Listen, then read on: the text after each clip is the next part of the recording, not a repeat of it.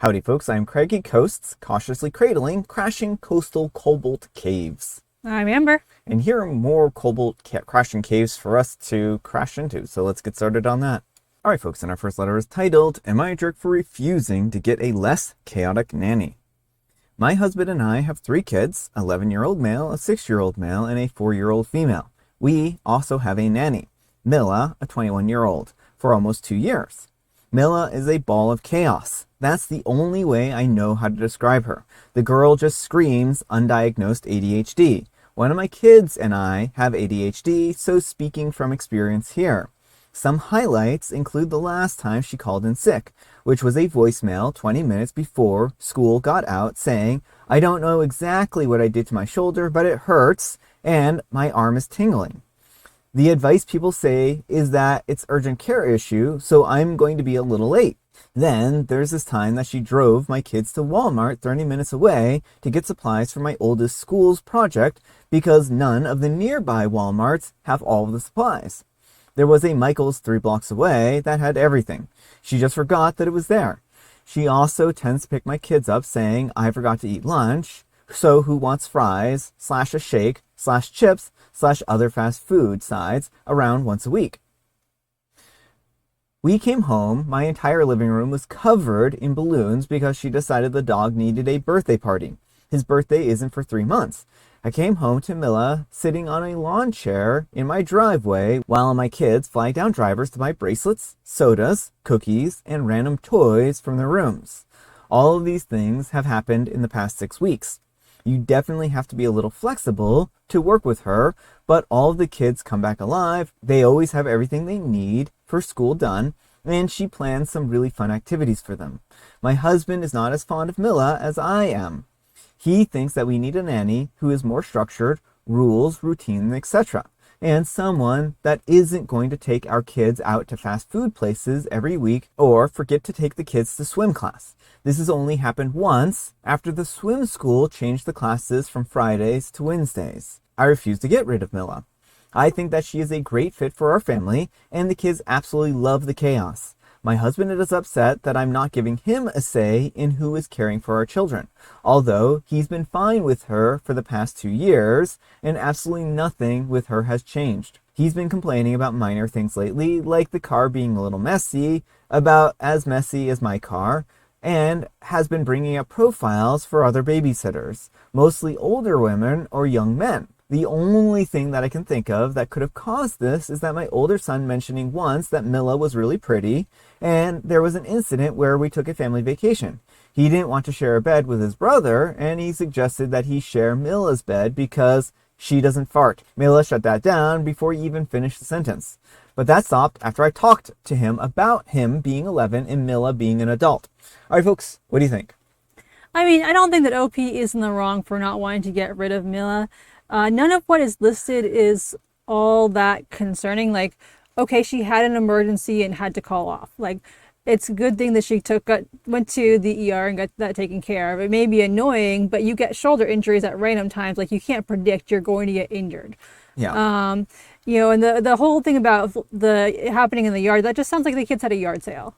Like, now, I think OP is probably onto something here, especially when, the husband's suggesting older women or young men for babysitters. I think if he hasn't had an issue with Mila before, and this has all like come up since the son started expressing a crush on her, he is concerned about that. So I do think it is important to have a conversation with him and to talk to him about what's really going on here and get to the bottom of this and make sure he does feel heard. And then the two of you together can try and find a way to deal with it that will keep Mila being the babysitter, but hopefully help him feel better about it. Because, I mean, if he goes the young man route, then what's to say that, like, I think they have daughters, like, that they won't have a crush on a young male babysitter. Like, kids get crushes. It can be awkward and uncomfortable, but it doesn't sound like Mila is doing anything creepy or inappropriate. It sounds like she's shutting things down like she should. Yeah, I mean, it'd be different if Mila was encouraging the attention, but she isn't, and she shut it down pretty quickly, and so I think that she's acting perfectly responsible in that capacity. If he is worried about this, then that might be something that a conversation could uncover. My big question is, why isn't he comfortable enough to actually, bring up the reason why he's interested in getting rid of Mila? I mean, maybe it is purely based off of the chaos. Maybe he was fine with it first, but now it's starting to wear on him, and he is not a fan of it. I mean, alternatively, like Mila could have rejected him or an advancement from him too, and now he's feeling jilted, so he's looking for somebody else to replace her, right? So, I mean, I think in either way, maybe there's a point where OP can talk to Mila to find out if anything's happened, and then also talk to the husband to find out if anything's happened. But let me know what you folks think. So anyhow, take care and good luck. All right, folks, and our next letter is titled, Am I a Jerk for Brainwashing My Daughter's Friends? And Amber wants to read this one. A few months ago, my daughter, 18, and a couple of her friends, 17 and 18, ended up in an unsafe situation while hanging out at a friend's relative's house. My daughter called me, I took the girls back to my house, and one of them was picked up by her parents while the other two ended up staying the night. After that, I decided to have my daughter's entire friend group, 6 girls, come to the house so I could talk to them about what happened, how to know when a situation is uncomfortable versus unsafe, and what to do in either case. I gave all the girls my number and told them that they could call or text me if they had any questions or needed anything, and thought that was the end of it. Pretty much all of the girls had questions, so they came back the following week for another talk, then another one. Now every Thursday I have a babysitter get my younger kids out of the house for a few hours, and the girls and I have what they call adulting class. We've covered experimenting with drugs and alcohol, consent and boundaries in relationships, their right to privacy in medical settings, budgeting, resume writing, interview skills, basic nutrition and meal planning, and household chores. Most of the girls have never been taught any of this at home. I try to do a theme for every week, and whenever possible I bring in guest speakers like my sister, who is a nurse, or my friend, who teaches high school special education. Out of the 7 girls, 3 are diagnosed autistic and 2 are trying to get assessed. A lot of my daughter's friends come from rough families. 2 of the girls have families that are anti-vax and against most medical care. One of the girls didn't know she was supposed to have access to her online health portal when we went over it. And another one of the girls learned that she is able to get a job. A few of them have parents that are conspiracy theorists. A couple of them have fairly normal families but are just very sheltered. Last week I got a call from a parent furious that I had talked to her 18-year-old daughter about drugs, sex, and alcohol, and other completely inappropriate topics. She contacted the other parents, and now I have a group of angry parents accusing me of brainwashing their daughters, indoctrinating them, trying to turn them against their families. I spoke to my family about this, and they do think the other parents are overreacting, but they also believe that I overstepped. All right, what do you think? Jerk or not the jerk? Well, I mean, I think for the most part, not to the jerk, and I think it would depend if OP was actually going out of their way to turn the girls against their family. Like, it doesn't sound that way, though. I mean, it sounds like these conversations are mostly about life and adult skills, and I think that so the 18-year-olds for sure, OP can talk to them about any adult topic, right? As long as that's not making the girls uncomfortable, right? If OP were talking about things that were, making the girls uncomfortable and they didn't like the stuff that OP was talking about, then I could understand the parents being a little bit more like, hey, what are you doing? This is kind of creepy and wrong, right? But the fact of the matter is that OP is centering these conversations around the needs of these young women. And 17, of course, like at that point in time, OP kind of has to respect the wishes of the parents, and they may not be able to teach them these the topics just because they still are minors, and they may not be able to circumvent the will of the parents. But the 18-year-olds for sure, like the parents have no business telling OP what they can and can't talk to their adult children about, right? So I don't think that OP is wrong for imparting education on these young women, and I think that's really what this boils down to, is that OP is providing them with useful life skills and information, and that's the more the more you can help progress your life in a safe and comfortable way. Yeah, I mean, it sounds like the parents are unfortunately, really silting the girls and not teaching them basic life skills they need to know, or how to be safe. Not telling your kids about sex or drugs because it's uncomfortable does not mean that your kid will not experiment with those things. It just means they will not have the information to do so in a safe and healthy way. Well, and also, like, drug education is important because it's important to give a realistic honest overview of what these drugs actually do, right? And because like if you find out that hey, like you can become very addicted to these drugs and they can ruin your life within a very short period of time, then that's going to be something that can help guide and make sure that these these women don't fall into pitfalls of drug use and substance use, right? If OP were encouraging them to use illicit substances, I would actually be not on board with that. That would be a problem. Yeah, that would be like, hey, you shouldn't be doing that. That is very bad, right? But that sounds like they're talking to them about these substances, not like, encouraging the use of them. Yeah, like a high school health class kind of way. And like as long as OP is coming at this from the perspective of here is the information you need to know and doing it in the way that like, a health teacher would or something like that, I don't see anything wrong with that. So no, I don't think that OP is in the wrong for the most part, but I think with the 17-year-olds, the OP may not be able to teach them just because of what the parents are of their input, which I think is unfortunate. But certainly the 18-year-olds, OP is certainly not in the wrong at all. But let me know what you folks think. So anyhow, take care and good luck. All right, folks, and our next letter is titled, Am I a Jerk for Offering a Frozen Dinner to an Uninvited Guest at a Dinner Party? A couple of times a year, I like to throw a nice dinner party for old friends. This time, I invited 5 people. 2 were couples and 1 was single. We all have known each other for around 15 years, and we get together maybe every 3 months. I was making filet mignon and a small lobster tail with 2 sides. I spent over $300, and I didn't buy extras because they are served 1 each per guest, and they are expensive. As a surprise to me, the single guest brought along his new girlfriend, whom I had not met or known about. I was nice about it, but I became upset because I only purchased enough meat and lobster tail for the guests who were invited. I talked to the friend who brought the uninvited guest and said that I didn't have extra food and that the filet mignon cooked to individual doneness and lobster tail isn't something that can be cut up and divided or spread out between more people, and just said that I had frozen pizza or another frozen dinner that I could heat up. He was very upset with me and accused me of not liking his new girlfriend and trying to embarrass them.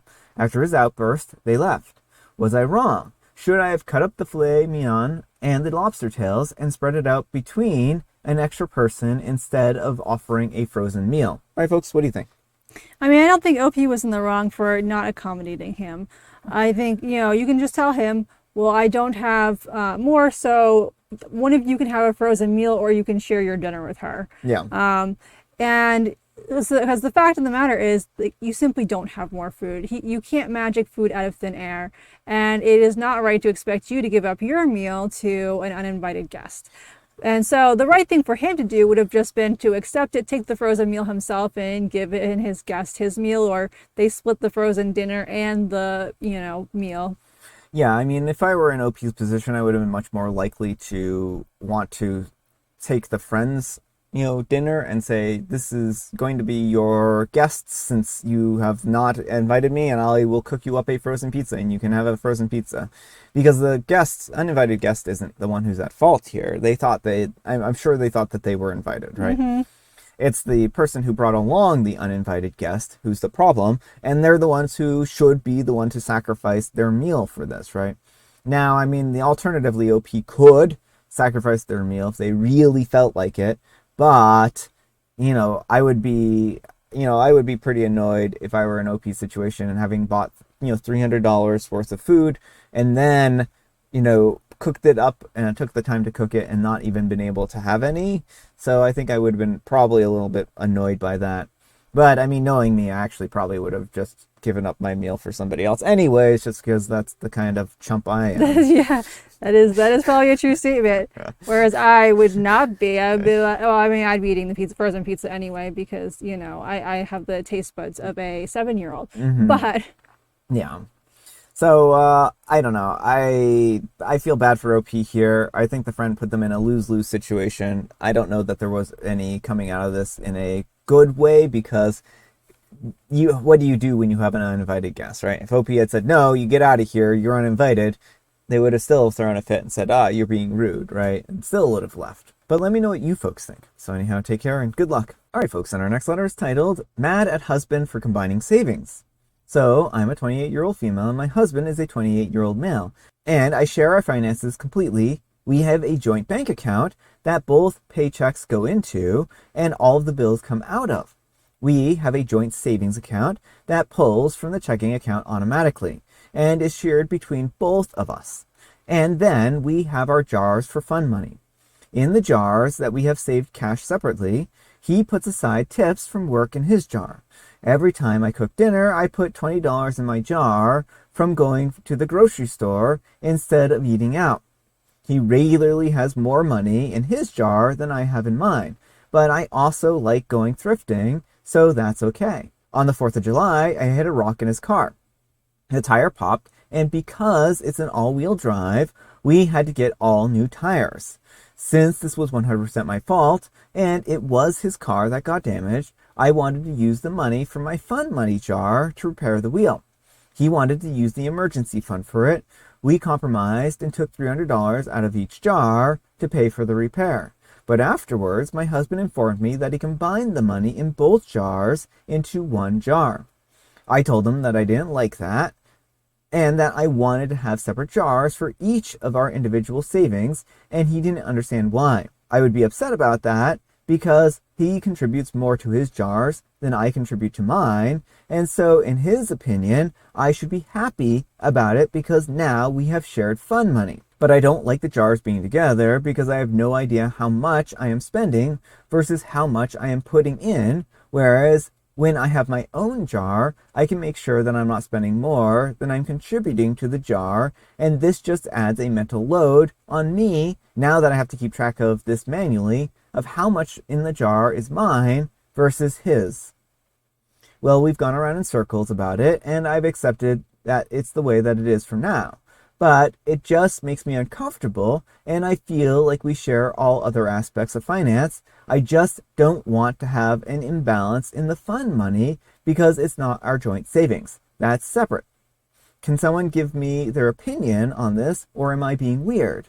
Am I being unreasonable? All right, folks, what do you think? I'm gonna say no one's the jerk here. I mean, maybe the husband a tiny bit for combining it without her consent, but it seems like his goal was to make it so that she had access to more money and wouldn't be so worried about, spending money. It seems like he has more fun money and he wanted a situation where she had access to more funds, which is a noble thing, but it also sounds like OP really likes having her own separate money and feeling like she is only spending what she's contributing. So I understand from the perspectives of both of them. I can see why both of them did what they did here and feel the way they feel. And so I think, if you want to go back to separate jars, like that's totally valid. But it doesn't sound like the husband is trying to take advantage of OP or anything. It sounds like he just wants her to have a little less, be a little less concerned about how much money she's spending. I think that OP is fine with wanting a separate jar, and there's a couple ways they can approach this. One, they can just keep track of how much money they're putting into this jar in like a spreadsheet, and then that way they keep that up to date and they know for sure, right? And then that removes the mental load. Alternatively, they can split the jars again, and if the husband really wants to do OP a favor and give her extra fun money, then just start taking some of his fun money and put it into her jar, right? I don't think that this is really that big of a deal in the respect that there are easy solutions here, and I hope that they can come up with a compromise that works for both of them.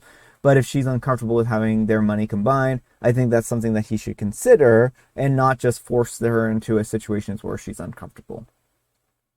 But let me know what you folks think. So anyhow, take care and good luck. All right, folks, it is tea time. Grab your beverages of choice. I've got some tea right here, and Amber, she has a joke. What word starts with E, ends with E, and only has one letter in it? Starts with E, ends with E, and only has one letter in it. E, letter E. Envelope. And I have Earl Grey. And today is a very special day. It is Mothman Figurine Day, or maybe we'll just make it cryptid figurine so you can bring your own cryptid. So this is the latest addition to my desk. I got it at the International Cryptozoology Museum at their grand opening on July 11th. So it was very fun. We got to meet the museum founder, Lauren Coleman, and we also got to meet my favorite nonfiction author, J.W. Ocker. And then I also got this little figurine, and it's so cute. It is very cute. All right, folks, that's all the time we have for today. Thank you so much for watching. Happy Friday, Junior. Happy Friday, Junior. Thanks so much to Amber for joining me. Thank you for having me. Amber, we need some kind of moral advice and or guidance, and please have it on sharing fun money. It's fine to share funds, but make sure everyone's on board with it. I think so. But thanks so much for watching, and we'll see you all tomorrow. Bye.